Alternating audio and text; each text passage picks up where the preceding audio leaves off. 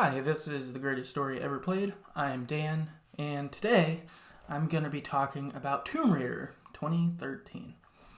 Before I jump into the game, I have just one housekeeping thing, which is we have a listener feedback survey going through January, where we're just asking for your feedback that will really help us plan 2021. So, do you want more guests on the episodes? Would you like less guests? Would you want solo episodes? Stuff like that. It's 10 questions. Most of them are multiple choice. Really would take like 5 minutes or less. But this feedback would be, again, super helpful in planning 2021 out. And this quiz just takes you to a quick Google form on it. But there are a couple places you can pick this quiz up if you'd like, or feedback survey if you'd like to do it, which is in the show notes here on the podcast. If you just go into that, there'll be a link that goes straight there. I've also posted it on Twitter, and it's in our Twitter bio, so you could just click it there. Also, if you were at our website, TheGreatestStoryEverPlayed.com, there is one of our top tabs is listener survey, feedback survey, and you can just click that, and it will take you there too. But yeah, just wanted to make that announcement off top. Again, that feedback would be immensely helpful. We'd be super thankful for it. And it would really help us plan 2021 to, make the show the best it could be and most what you would want to hear. So, yep, that's my spiel. That's over. We can move on to Tomb Raider. All right, so a description of this game is Tomb Raider explores the intense origin story of Lara Croft and her ascent from a young woman to a hardened survivor. A little background on the game is it was developed by Crystal Dynamics, who have worked on all of this Tomb Raider reboot. So this is the first one. Rise of the Tomb Raider is the second one. They definitely did that. And then the third one, Shadow of Tomb Raider, I think they co-developed with another studio. But so they've rebooted this, and starting with today's game, they also did the recent Marvel's Avengers game that was I think not great, but they did that as well. And last setup thing before actually looking at the game is who are our characters in this game. So first up, we've got Lara Croft. She's our playable character, and she's a young and ambitious archaeology graduate. And then we've got Dr. James Whitman. He's a celebrity archaeologist whose life is kind of rough. He was big, and so he's on this last adventure that Lara Croft is on to potentially make it big. And then we've got Conrad Roth. He's an adventurer, and he's a close friend of the Croft family. He's kind of a mentor for Lara. And then we've got Sam Nishimura. She's Lara's friend who films the expedition. That's kind of her role. Then we've got Jocelyn Reyes. She's a skeptical mechanic who, could be angry and stuff like that. Then we've got Jonah Maeva. He's a fisherman. We've got Angus Grimaldi. He's the helmsman of the Endurance, which is the boat they're on. And then lastly, we've got Alex Weiss, who's the electronic specialist kind of guy. So this is sort of the crew of people that Lara and you go through this game with and around. And now, right before into the recap, this game, of course, is combat heavy, and everyone probably plays it a little different. So I asked people, what is your favorite weapon to use in the game? For me, it was the bow. I really enjoyed this. As the game goes, it upgrades in various ways, so you can use flaming arrows. I really enjoyed that once you got there, but even just the regular arrows was great. I really like being able to be stealthy, stuff like that. And I think just as games have gone on, I think that just bow and arrow or crossbow or whatever, anything where I can be stealth like that, I'm a big fan of. Because it gives me some range, which I like, but it's also quiet. So, big fan of the bow personally. Next up, we've got Mai on Twitter, who says, I'm torn between the bow and the twins. It's been a while since I've played that one, but for some reason, blasting shit with assault rifles doesn't work well with me. It happens on every adventure game that I play. Twins are great. Once you get that, that's pretty enjoyable, and bow, for sure. Nikki on Twitter says, the obvious choice is the bow. As with almost every game that gives me one, bow and arrow is what I like. Oh, yeah. And then lastly, Luke on Twitter said the bow. So, a lot of love for the bow here. Yeah, Bo's great. It's a lot of fun. Big fan of it. All right, so from here, we'll move into our recap of the game. So the game begins, and Laura is on her first expedition and aboard the ship called the Endurance, intending on finding the lost kingdom of Yamatai. So that's sort of her goal. I want to find this lost kingdom. I'm an adventurer, and I'm going to discover something important.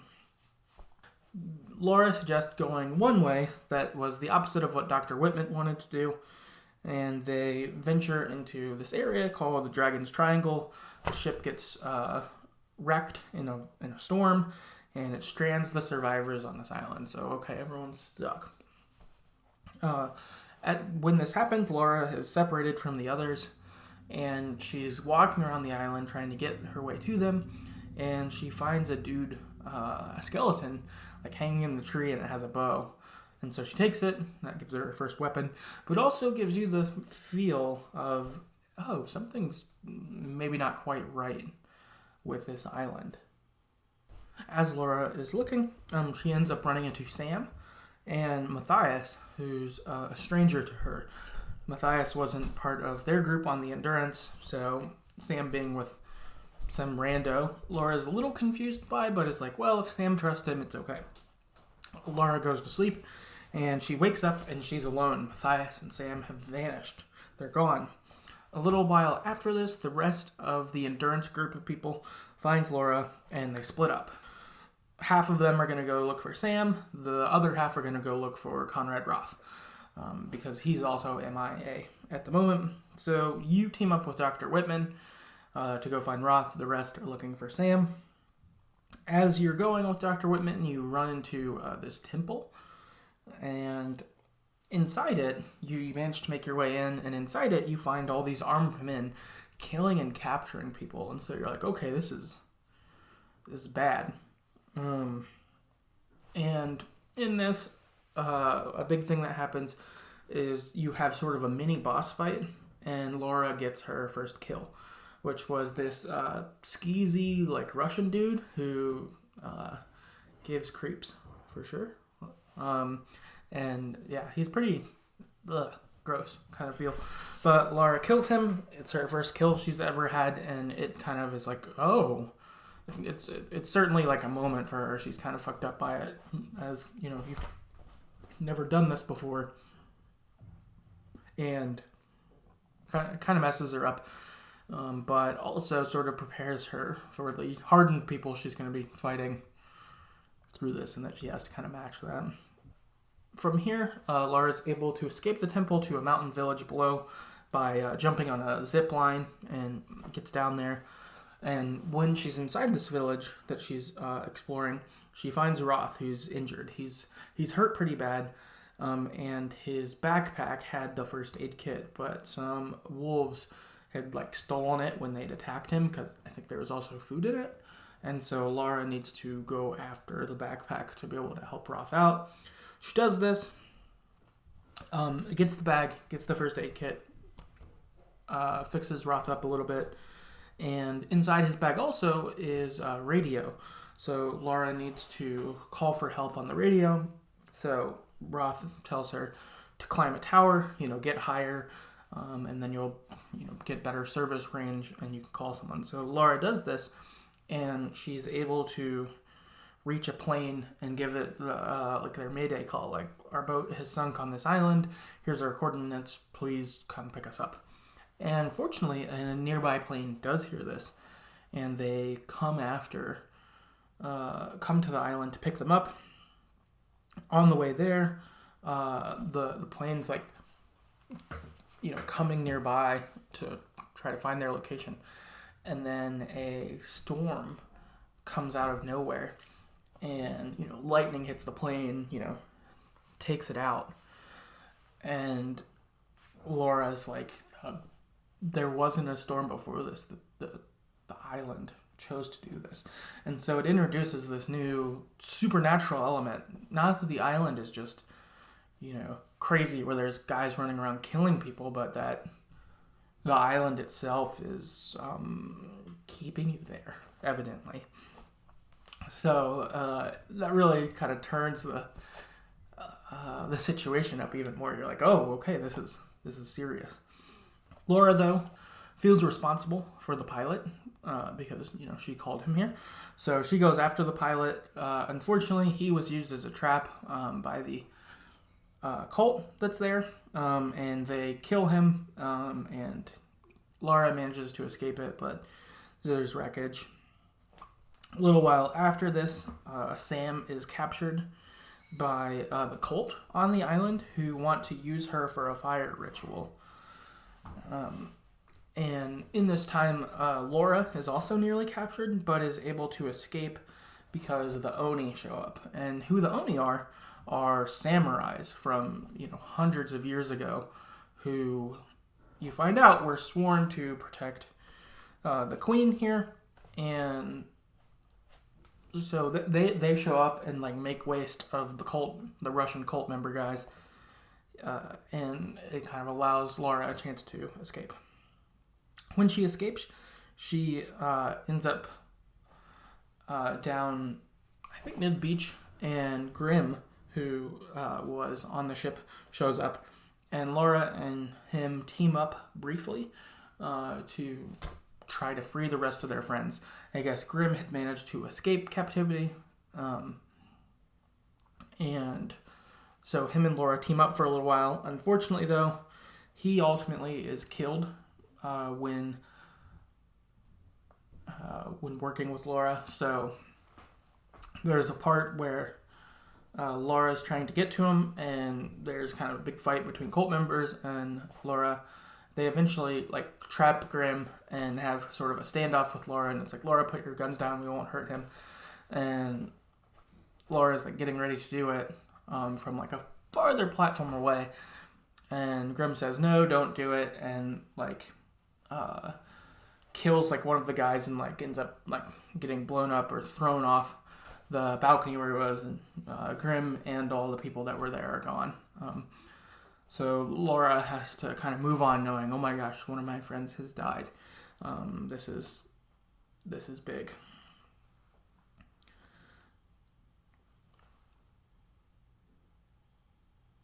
After this, she does manage to find Sam, and Sam is having the fire ritual done, and she's saved in it. So normally, I guess what has gone on in this island is when they capture someone who they think could be a good person for the fire ritual, they put them on a beam, I guess, and then build a giant fire around them, and if they're not worthy, they end up burning and dying.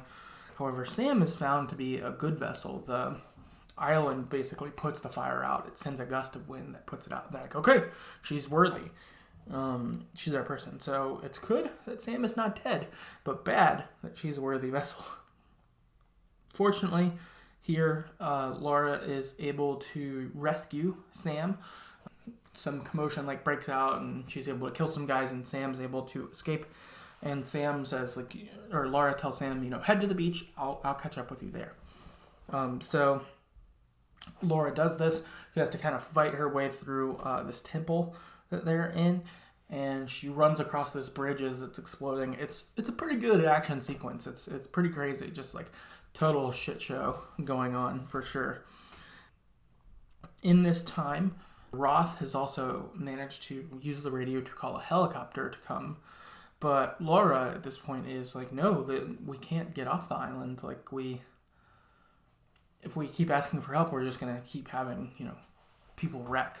We don't want to do this, but Roth and no one else knows this yet, and Lara's skeptical of it herself because I've never interacted with something supernatural, but I just did, sort of thing.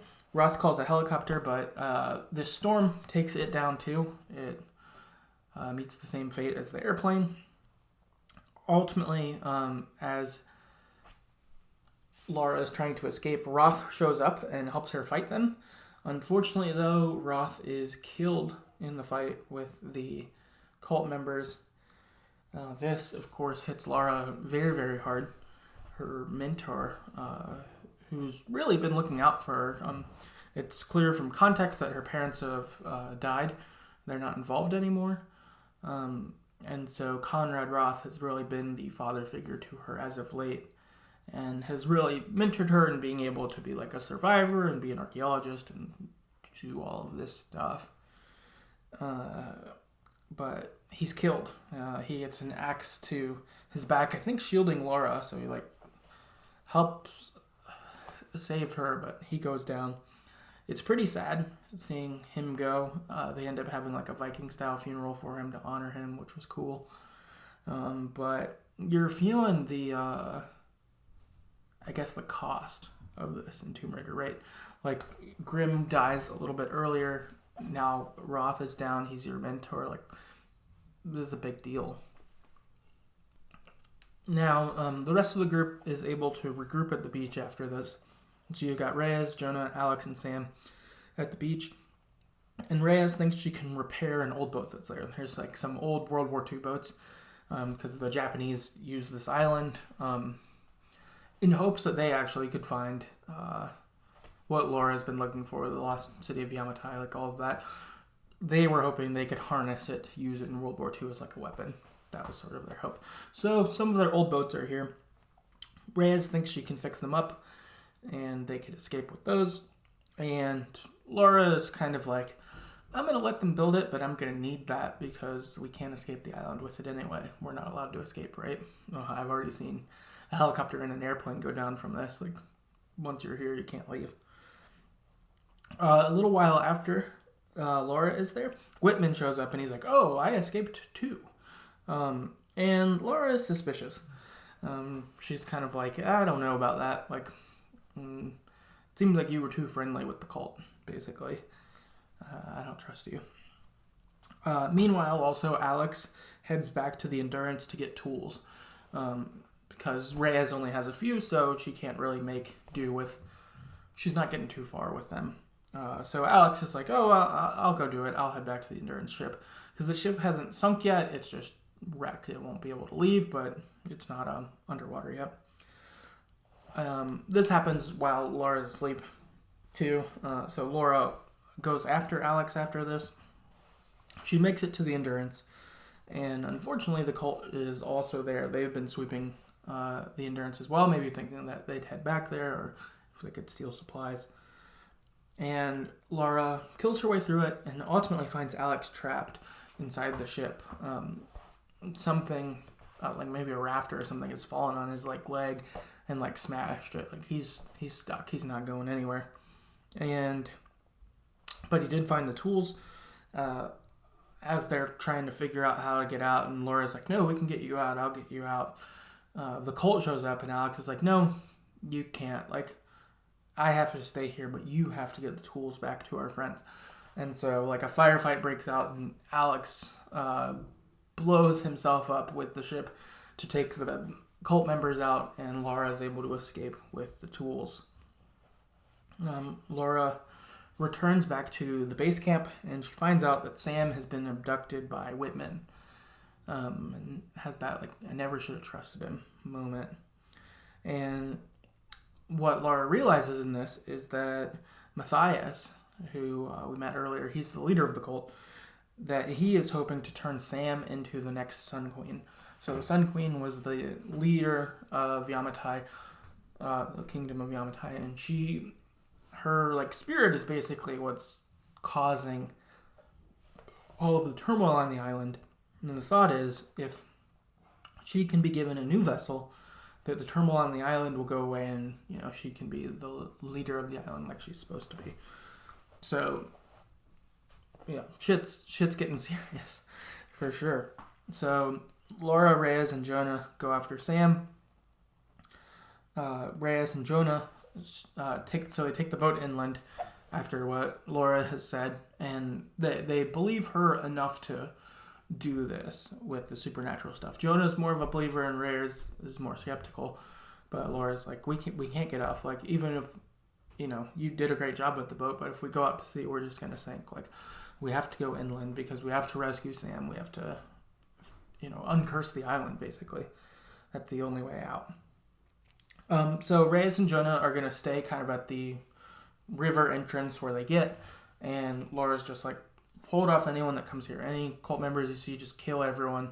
and be ready to fucking go when Sam and I show up, and we'll just get out of here. Laura then continues on foot. She gets to the monastery, and Matthias and Whitman and Sam are all there. And at the temple, the Oni are guarding it. Whitman tries to kind of get in and gets killed by the Oni, and Matthias and Sam sneak on through. So Laura has to make her way into the palace. As she does, there's Oni all around there protecting the palace.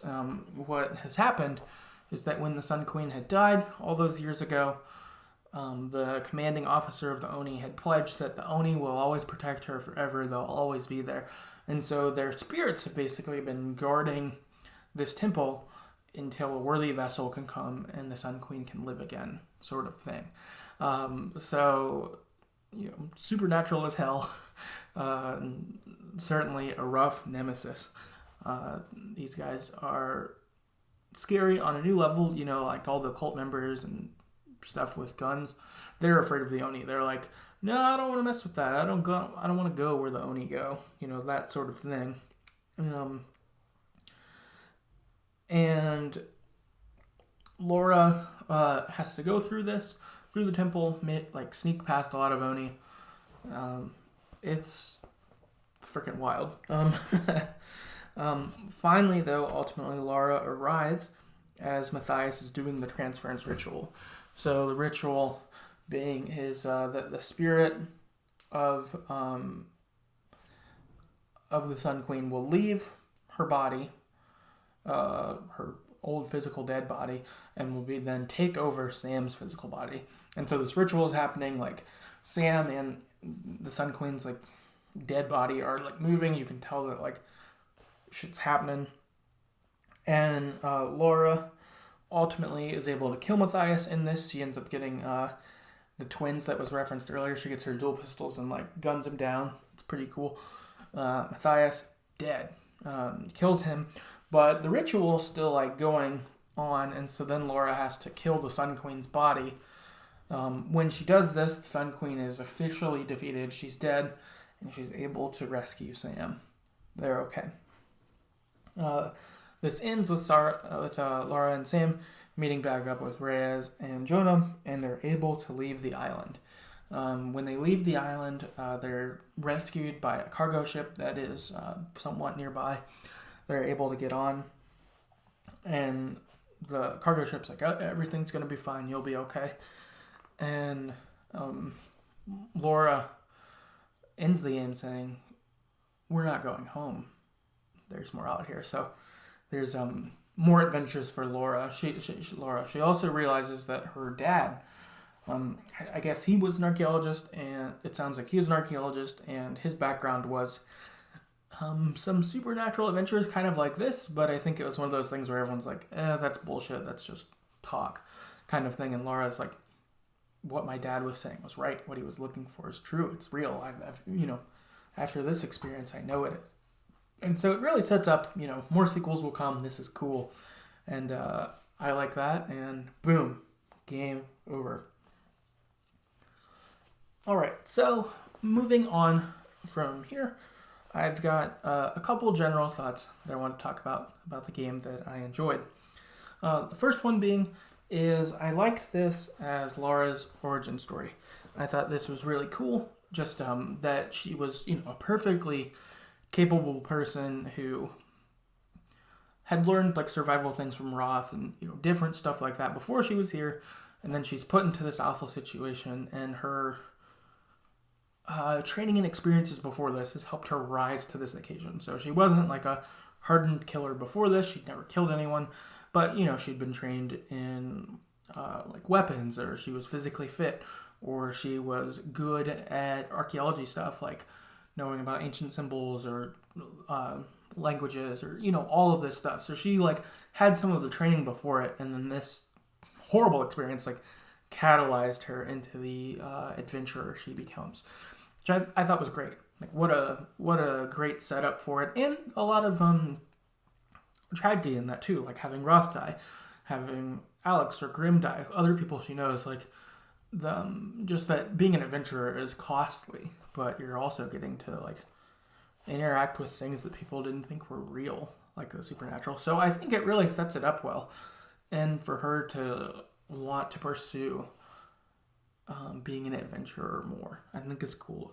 I like that a lot. I thought that was really, really good and really sets up what Lara Croft was like. And I guess, too, experientially, I didn't know shit about Tomb Raider before playing this game. I mean, I knew them from pop culture, so I remember, like, the Angelina Jolie movie came out. Or maybe there's more than one of them, but I remember when that came out, and that was sort of a big deal. Or,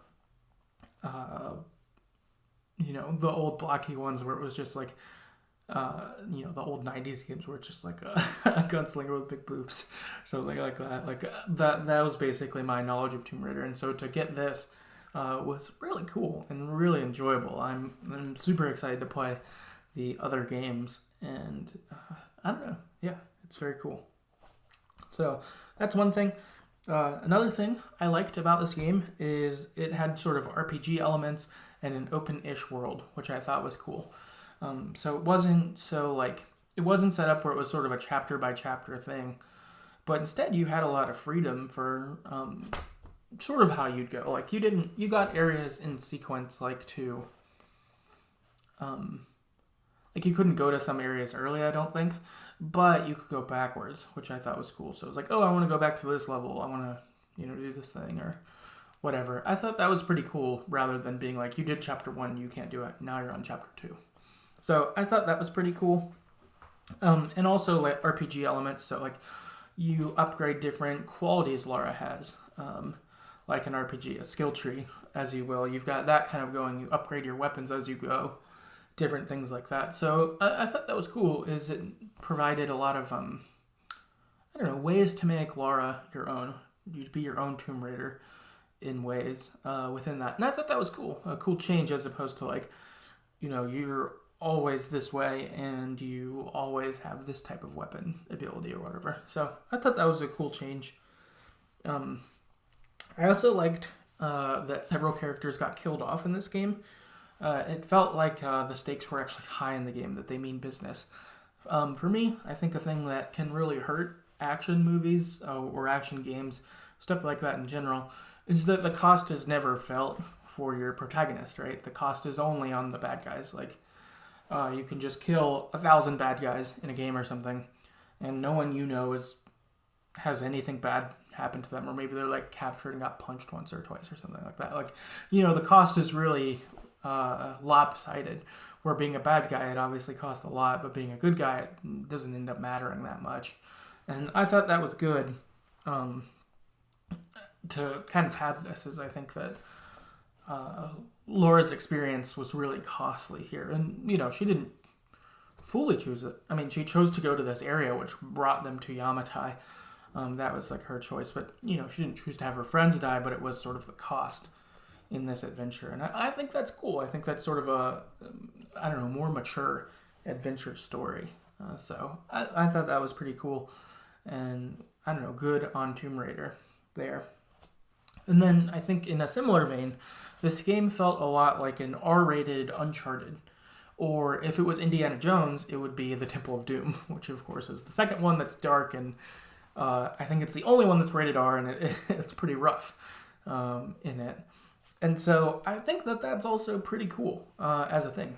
I love the Uncharted games, obviously. I played all 5 of them that are main console games or whatever. So I like the Uncharted series quite a lot. But this was cool because it got to be sort of grittier. You saw Lara deal with killing someone. That was a big deal. There's a part where she goes through like a sacrifice chamber, basically, where the cult like sacrifices to the Oni, and it's like a river of blood and gore. It's super gross. Way grosser than anything that would ever be in Uncharted. Is foul. Characters getting killed off. It's a rated M game, so they're cussing and saying fuck and all of that sort of stuff too. But it just feels like the R-rated version, a more grown-up version in a sense of those games. And I think that's cool. I think that it's cool that there are adventure stories like this, but they get a little more gritty. So I thought that was cool and is a good, entry into that sort of thing. I like Uncharted. I think that's great. I like Indiana Jones. I think that's fun. And now getting put Tomb Raider in that bucket, I like Tomb Raider. It's also interesting in these ways. Is pretty cool. And am just excited that, for me personally, I have another entry into these fun adventure, archaeology, supernatural type shit going on. It's cool. Okay, last up is some listener feedback we've got. So, first up, we've got Nikki on Twitter who says, I really like the game so far. Story is interesting and gameplay is fun. QTEs feel natural, which is pretty cool. Also, the controller sounds damn cool. Yeah, I think the gameplay is fun. For me, for some reason, I didn't love the QTEs. I don't know why. I think maybe it's that they were like a certain way. I don't know. I didn't love them personally, but I don't know. Maybe I'm bad at QTEs. Definitely struggled with them in Little Hope, so maybe I've just gotten bad at QTEs. Next up is Tom on Twitter who says, revolutionary for the series at the time. It plays a little slower and restricted after the sequels. Rise is my favorite. But the story, variety, and locations and characters really lift it higher than it had any reason to be. Which, that's cool. I think that, this game, it seems like from what Tom's saying, was expected to be like a cool entry and it just rose above, which is great. Clarence on Twitter said, I played it after doing a run of the Uncharted trilogy remaster in prep for playing Uncharted 4, and it felt like a poor man's Uncharted. The basic gameplay was serviceable, but the loop got dull, which is a shame because Uncharted felt like an extension of the old Tomb Raider formula. So that's interesting to kind of have that experience and look that way. So for me, I never played any old Tomb Raiders, and I played, obviously, all the Uncharteds first before playing this, so that's an interesting perspective to get for sure. Next up, we've got Osama on Twitter who says, finished this game 4 times. They mastered the flow of the game. It really keeps me engaged. I also love the origin story of Lara. Although she becomes an Amazonian fighter instantly, her story of adaptation and surviving is relatable. I think that's cool, is that they do make her feel like a regular person starting out. Right, she becomes totally kick-ass after a little while. But she does feel relatable or like a character instead of like a superhero instantly. And, then she's a badass soon after. But yeah, that's a good point. Daniel on Twitter said, one of the most underrated games and trilogies I've ever experienced. Camilla Luddington was a perfect choice.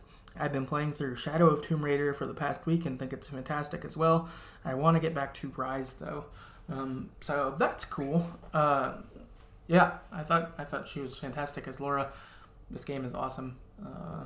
I'm excited to play the others, and I could see how this could be an underrated trilogy. I don't feel like I see people talk Tomb Raider up regularly, and I don't know if I'm not in the right places, or maybe this is just a truly underrated game. Heidi on Twitter says, my favorite all-time computer game introduced me to the character Laura, as I hadn't been drawn to her in previous incarnations, but this one hit me hard. Gameplay was great, but front and center for me was the story, the relationships, and the atmosphere. Yeah, love it. I think that is what stands out to me too, the story, relationship, atmosphere. I think that all really lands. This place was set up well. Yamatai was like a scary, intriguing place, which was cool. I also like when, just like in Uncharted and I guess in Indiana Jones, when it's like the Axis tried to use the superpower for World War II. I think those are fun little backstories. But yeah, the relationships, it felt like these characters meant something to each other, and so it mattered to me when they died or needing to rescue them or things like that, which I thought was cool. Melissa on Twitter says, I loved Rise more, to be honest. The interactions between Laura and Jacob are probably some of my favorite parts. But as a series as a whole, it's so much to play. The tombs are clever, and Camilla Luddington did a great job playing Laura. Another shout out for Camilla. And yeah, it was great. I think she's a really great Laura, and I like her quite a lot. Lesh on Twitter said one of my favorite games of all time, so more praise, that's awesome. Larry on Twitter said I loved it. Crystal Dynamics did an amazing job of crafting the story and character development. Yeah, I think that they did a great job. I've never played any Crystal Dynamic games before this, but I'm eager to see what they do outside of Tomb Raider, and most certainly want to play more Tomb Raider. Karen on Twitter said, phenomenal, better writing and story than the sequels by a mile. So that's good to know this one's good. And I'm eager to see what I think of the two sequels, since there's a lot of love for those prior to this than this one. So, but then Karen not liking them as much. So that'll be interesting to see. And then lastly, Hello Coffee on Twitter says, yes, I found the sequels to be a bit of a letdown as well. The 2013 game was phenomenal. So again, more love for this one. And I guess the sequels really to be announced. How will I feel about them? Seems like a lot of people enjoy them. Some of them enjoy them more than than 2013 Tomb Raider. Other people thought this was the best they got that was made. So I'm eager to find that out. And I have bought Rise of Tomb Raider. I don't know when I'm going to play it, but I did buy it a little bit ago because it was like $5 or something. It went on super sale. So I decided to buy it while I was playing this since I was enjoying it. And yeah, this is our episode for Tomb Raider. So again, thanks everyone for writing in. I appreciate that. It's fun hearing other people's perspectives on the games. And yeah, if you want to get in contact with us, you can do that a few ways. Our website is our Twitter is @StoryEverPod. Yeah, come talk to me about Tomb Raider. Our website's TheGreatestStoryEverPlayed.com. That has access to our back catalog of episodes, including the Uncharted series that I've covered previously. If you'd like to rate and review the podcast on Apple Podcast or Podchaser or wherever you do your podcast, that would be really helpful just in getting the word out.